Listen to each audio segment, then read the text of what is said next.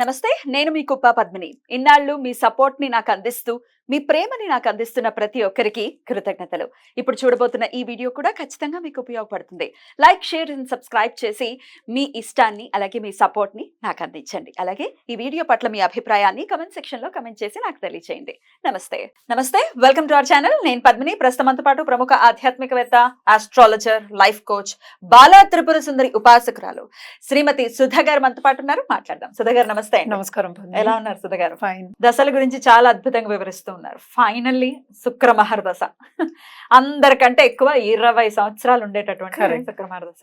అసలు ఎవడైనా కొంత లగ్జరియస్ లైఫ్ ని ఎంజాయ్ చేస్తున్నాడు, లేకపోతే మంచి పేరు ప్రఖ్యాతులు ఉన్నాయి, అబ్బా శుక్ర మహర్దశ అనుకుంటారా అని అంటారు. కామన్ గానే దాని గురించి నాలెడ్జ్ ఉండాల్సిన అవసరం లేదు. ఏమిటి శుక్రుడికి ఉన్నటువంటి ఇంత ఏమిటి రోల్ ఆయన ప్లే చేసేది? శుక్ర మహర్దశకి ఎందుకు ఇంత పాపులారిటీ ఉంది? అసలు ఏమిటి శుక్ర మహర్దశ అంటే? శుక్రమాదశ అంటే ఏంటంటే ఎలివేషన్, పైకి తీసుకురావడం, ఏదైతే ఏమి కంఫర్ట్స్ ఇవ్వడం. అంటే ఏంటి, నేను ఏం చేసినా జరిగిపోతుంది అనుకోవడం, అంటే కాంప్లసెన్సీ కూడా ఉంటుంది అన్నమాట దాంట్లో. సో అందుకని ఏంటంటే ఈజీగా అయిపోతుంది, ఈజీగా అన్నీ ఈజీగా అయిపోతాయి. నువ్వు అనుకున్న పని ఈజీగా సాధిస్తావు. దేనికి అది ఏంటంటే ఎఫర్ట్ అంత పెట్టక్కర్లేదు అనమాట. అందుకని శుక్రమాదశ అనేది కంఫర్ట్ అనేది ఒకటి, ఈజీగా కంఫర్ట్ లైఫ్ లీడ్ చేయడం అనేది ఒకటి. సో అందుకని శుక్రమాదశ ఈజీగా వస్తుంది, అంటే అనుకుంటే అయిపోవడమే. అందరు కావాలనుకుంటారు దీన్ని. అయితే అవును, రవి నక్షత్రాలకు శుక్ర మహర్దశ లేదు, చూడరు పాపం. ఎందుకు లేదు, అందరికి అన్ని దశలు ఉన్నాయి, మనం చూడం అంతే. కరెక్టే, కానీ ఎంటైర్ 20 years రవి నక్షత్రాలు ఏమి చూస్తాయి? ఎప్పుడో 120 సంవత్సరాలకు పోయినట్టే. సో ఏంటంటే అందుకోసం అనమాట ఈజీగా ఉంటుంది. ఇప్పుడు చదువు దగ్గర దీంట్లో ఏంటంటే ఫ్లిప్ సైడ్ ఏంటంటే చదువు కూడా మనం కొంత ఎఫర్ట్ పెట్టాలి, అది పెట్టాం. ఎందుకంటే అంత ఈజీగా అయిపోతుంది, ఈజీగా మార్క్స్ వచ్చేస్తాయి. అది కూడా ఈజీ అవుతుంది. ఎవ్రీథింగ్ ఐ సీన్ కదా, నా కొడుకులు ఉన్నారు, నేనున్నాను, సెల్ఫ్ ఎక్స్పీరియన్స్ కూడా ఉంది. అదేంటంటే అసలు ఎఫర్ట్ అక్కలే, ఇలా వెళ్ళడం, జాలీగా ఎంజాయ్ చేయడం, రావడం, ఎంజాయ్మెంటే. అది ఏంటంటే అంత ఈజీగా అయిపోతుంది అనమాట. ఎవరికైనా ఈజీ లైఫ్ కావాలని అనుకుంటారు, అందుకని శుక్రమాదశ అని ఈజీగా చెప్పడం అనేది జరుగుతుంది. అందరికీ తెలుసు, బట్ ఏంటని తెలియడానికి ఏంటంటే ఏది వచ్చినా, ఏది చేయాలనుకున్నా, ఒక కార్యం సాధించాలనుకున్నా శుక్రమాదశలో ఎస్పెషలీ శుక్రుడు మంచి ప్లేస్లో ఉంటే ఈజీగా అయిపోతుంది. అంటే ఏంటి, ఎక్కువ ఆలోచించక్కర్లా, ఎక్కువ ఎఫర్ట్ పెట్టక్కర్లా. ఇప్పుడు మనం శని గురించి మాట్లాడుకున్నాం, హార్డ్షిప్ అని, దానికి ఆపోజిట్ శుక్రుడు. సో ఈయన కూడా ఏంటంటే బేసిక్గా మనకి గురువే ఈయన, అంటే అసుర గురువు. గురువే కదా. అసుర గురువుని ఎందుకు ఎంత ఇది చేస్తున్నాము అంటే ఇట్ ఇస్ బికాస్ అన్ని సంపద ఇస్తారు. ఇప్పుడు నీచంలో ఉన్నవాడే, నేను చెప్పా రామమాదశ గురించి కూడా మాట్లాడాను, ఆయన డబ్బు ఇస్తాడు. ఎందుకంటే మనకి ఒక ఐదీకం ఉంది, అంటే నమ్మకం ఉంది. ఏంటి, డబ్బు అనేది అంత ఇంపార్టెంట్ కాదు. ఇంటర్పర్సనల్ రిలేషన్షిప్, లైఫ్ని స్పిరిచువల్గా లీడ్ చేయడము, ఒక పద్ధతిగా లీడ్ చేయడం అనేది మన పద్ధతి. సనాతన ధర్మం అయినా సరే, హిందూ ధర్మం అయినా సరే, డబ్బు మీద అంత ఎక్కువ అంటే ఏంటంటే దృష్టి కూడా పెట్టాం మనం ఎక్కువ. కానీ రామమాదశ, శుక్రమాదశ రెండు ఇస్తాడు. అందుకనే ఆ నీచ దశలు కలియుగంలో రావాలి, ఎస్పెషల్లీ ఇవి రెండు అని కోరుకుంటారు అందరూ. సో మాకు ఫస్ట్ నేర్పింది కూడా, నాకు ఇంటికి వచ్చి నేర్పింది ఫస్ట్ ఇదే, నీచ దశలు రావాలమ్మా అనేవారు ఆయన, నా గురుగారు. వస్తేనే బాగుంటాయి అనేవారు అనమాట. ఎందుకంటే ఈ కాలంలో అటు పాపం గురించి మాట్లాడుకోకూడదు కానీ, బట్ అన్ని కలయిక ఉంది. ఇదివరకు ఏంటంటే ఒక పద్ధతి అంటే రైట్చినెస్ అంటాం కదా, ఒక దాంట్లో రైట్గా ఉండాలి, మనం న్యాయంగా ఉండాలి అనుకుని జీవించేవాళ్ళు అందరూ. ఈ కాలంలో అది లేదు. సో ఈ నీచ దశలు వచ్చినప్పుడు ఏంటంటే మనకి కరెక్ట్ అయిన మనుషులు మనకి దొరుకుతారు, మనం లైఫ్ని కూడా ఈజీగా లీడ్ చేయొచ్చు విత్ ప్రాస్పెరిటీ, అంటే డబ్బు. అలాగే శుక్రుడికి మనం లక్ష్మీదేవిని చెప్పుకుంటాం, రూపం కూడా, అంటే ఫీమేల్ ప్లానెట్ కింద చెప్పుకుంటాం. సో నాట్ ఓన్లీ డబ్బు, సంపద, అండ్ ఆల్సో పిల్లలు బాగా నేను ఉన్నత స్థాయికి వచ్చే ఛాన్సెస్ ఎక్కువ కనిపిస్తాయి. అండ్ ఆల్సో బిజినెస్లో ఉంటే బిజినెస్లో బాగా పైకి వస్తారు. అలాగే ఆర్ట్ రంగంలో చాలామంది సినిమా వాళ్ళకి శుక్రుడు స్టార్లో పుట్టిన వాళ్ళు ఎక్కువ మంది ఉంటారు.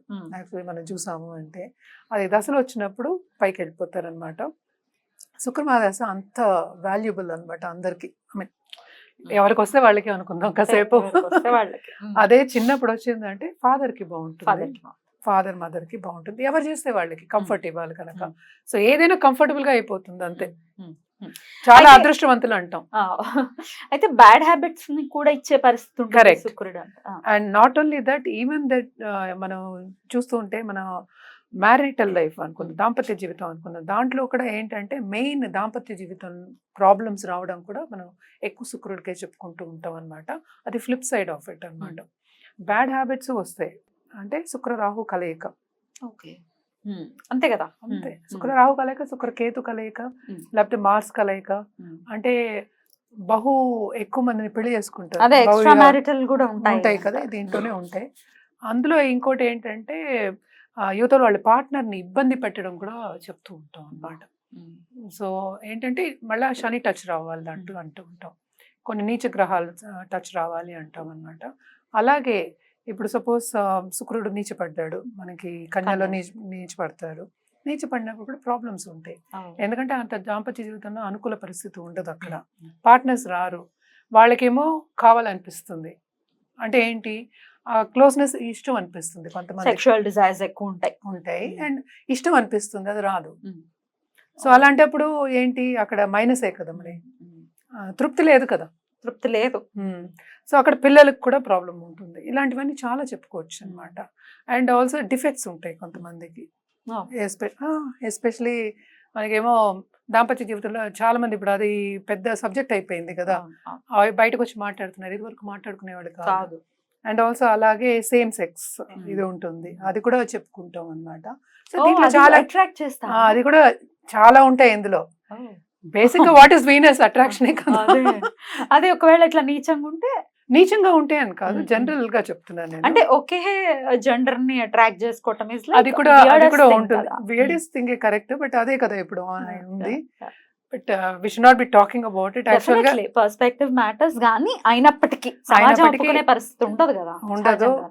అండ్ ఆల్సో నీచం అని కాదు, there are certain conditions for that అన్నమాట. దట్ ఈస్ అ న్యూ ఇది అన్నమాట topic for us also. But దాంట్లో మనకి తెలిసిపోతుంది, సాడిజం తెలుస్తుంది. సాడిజం అంటే ఏంటి, ఇంకోళ్ళని ఇబ్బంది పెట్టడమే. ఒక ఇన్సెక్ట్ ని మనం ఏమో ఇది గిచ్చిన ఏదో చేసాం అనుకో, దాన్ని చంపాలనుకున్నాం అనుకో, అది పూర్తిగా చంపకుండా వదిలేస్తే ఎలా ఉంటుంది, అది బాధపడుతుంది కదా, కిలకిలా కొట్టుకుంది. దాన్ని చూసి ఆనందపడే వాళ్ళు సాడిస్, అంతే కదా. అలాగా మనం పార్ట్నర్స్ ని ఎంతమంది చూస్తాం అట్లా ఇబ్బంది పెడతాం, మెంటల్ గా ఇబ్బంది పెట్టడం. ఇది నెగటివ్ షేడ్.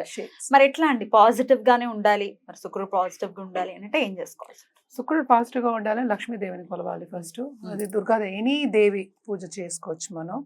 అండ్ ఆల్సో శివుడికే నేను ఎప్పుడు చెప్తూ ఉంటాను అనమాట, ఎక్కువ చేయండి అని.